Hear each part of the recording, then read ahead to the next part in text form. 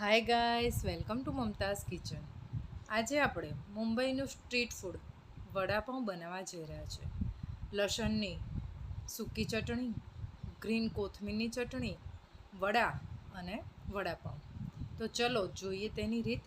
તમે મારી channel Mumtaz કિચનને subscribe ના કરી હોય તો જરૂરથી કરી દો. બેલ આઇકોન બી પ્રેસ કરી દો જેથી નવા વિડીયોની નોટિફિકેશન મળતી રહે. આપણે બટાકા વડાનો માવો બનાવવાનો છે. તો એક નોનસ્ટિક પેનમાં 1 ચમચી તેલ લઈ લીધું છે. તેલ ગરમ થાય એટલે એમાં રાઈના દાણા લઈ લેવાના છે ચપટીભર. રાઈ ફૂટે એટલે થોડું જીરું લેવાનું છે. ત્યાર પછી અહીંયા મેં લીલા મરચાં અને આદુની પેસ્ટ લીધી છે 1 ચમચી જેટલી, અને ચપટી ભરીને હિંગ. આ બધાને પ્રોપર તેલમાં સાંતરી લઈશું. વઘાર તમે કેટલા બટાકાનો માવો કરો છો તેની ઉપર ડિપેન્ડેબલ છે. હવે આ પ્રોપર સંતરાઈ ગયું છે. મેં બટાકાને બાફીને તૈયાર કરીને મેશ કરીને રાખ્યા છે. અહીંયા આમાં અડધી ચમચી જેટલી હળદર એડ કરી દઈશું. બટાકાવાળાનો માવો એમાં હળદરનો ટેસ્ટ ખૂબ જ સરસ લાગતો હોય છે. હવે અહીંયા બટાકા મેશ કરીને રાખ્યા હતા તે ઉમેરી લઈશું અને તેને પ્રોપર મિક્સ કરી લેવાનું છે. બટાકાવાળાનો માવો બનાવતી વખતે ધ્યાન રાખવાનું છે કે બટાકા પ્રોપર બફાવા જોઈએ, તે ઓવર કુકિંગ ના થવા જોઈએ, નહીં તો માવો તમારો લૂઝ થઈ જશે. તો બટાકા વડા પ્રોપર નહીં બને. હવે આપણો માવો અહીંયા બનીને તૈયાર છે ઓલમોસ્ટ. હવે આમાં આપણે લીલી કોથમીરના પાન ઉમેરવાના છે. તમે ઈચ્છો તો લીલું ટોપરું પણ આમાં નાખી શકો છો. અને ઉપરથી હવે થોડું સ્વાદ પ્રમાણે મીઠું નાખી દઈશું. બધાને પ્રોપર મિક્સ કરીને હવે તેને ઠંડુ થવા દેવાનું છે. તેને એક બાઉલમાં ટ્રાન્સફર કરી અને ઠંડુ થાય ત્યાં સુધી આપણે બટાકા વડાનો બેટર તૈયાર કરી લઈએ. તો આ મિશ્રણને બાઉલમાં કાઢી લઈશું. હવે એક બાઉલ લીધો છે, એમાં 2 કપ મેં બેસન લીધું છે ચણાના લોટનું. બટાકા વડાનું જે બેટર હોય છે તે થોડું ઠીક હોય છે. આમાં મેં ચપટી હળદર, ચપટી લાલ મરચું કલર માટે નાખ્યું છે, સ્વાદ પ્રમાણે મીઠું લીધું છે અહીંયા મેં, અને પ્રોપર એને આપણે મિક્સ કરી લઈશું બીટરની મદદથી. હવે ધીમે ધીમે થોડું પાણી નાખીને, પહેલાં વધારે પાણી નથી નાખવાનું, થોડું પાણી નાખીને આપણે એને પ્રોપર મિક્સ કરવાનું છે કે જેથી બેટર બનાવતી વખતે તેમાં લમ્સ ના રહે. હવે જરૂરિયાત મુજબ ધીમે ધીમે પાણી એડ કરતા જઈને આપણે થોડું ઠીક બેટર બનાવવાનું છે. મુંબઈના વડાપાઉં ખૂબ જ ફેમસ છે અને તે આપણું ઇન્ડિયન સ્ટ્રીટ ફૂડ પણ છે. બધાના ઘરે બટાકા વડા તો બનતા જ હોય છે.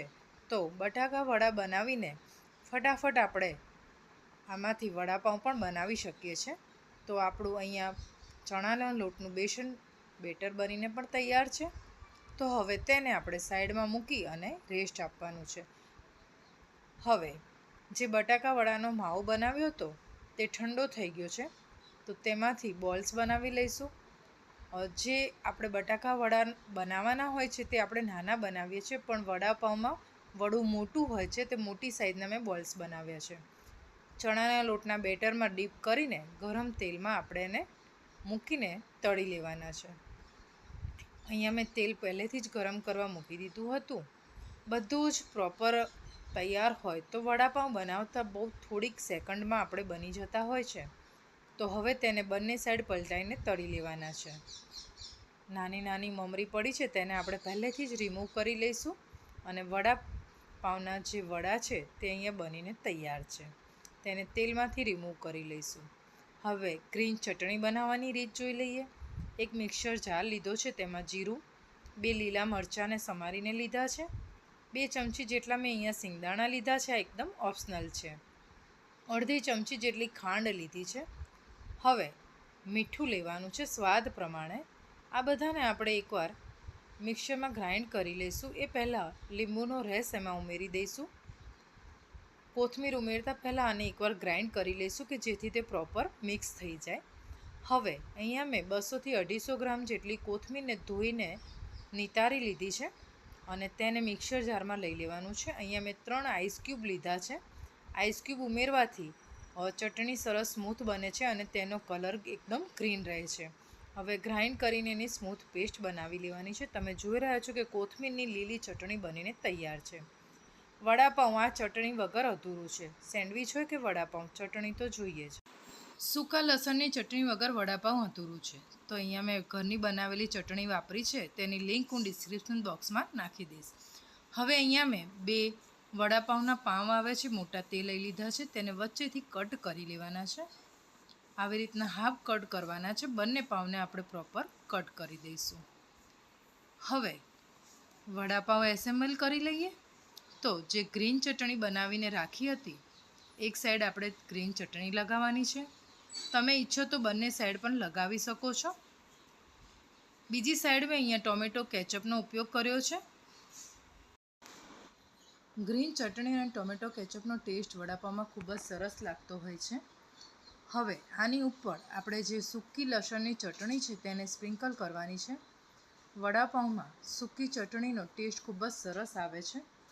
તો બંને સાઈડ આપણે તેને થોડી સ્પ્રિંકલ કરી લેવાની છે.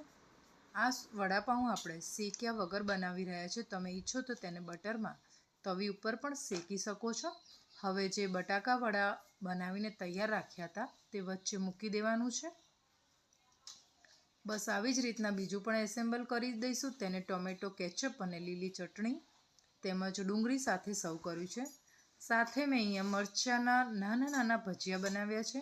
અમારા ત્યાં વડાપાઉં આવી જ રીતના સર્વ થાય છે. તમારા ત્યાં કેવી રીતના કરો છો તે જરૂરથી જણાવજો.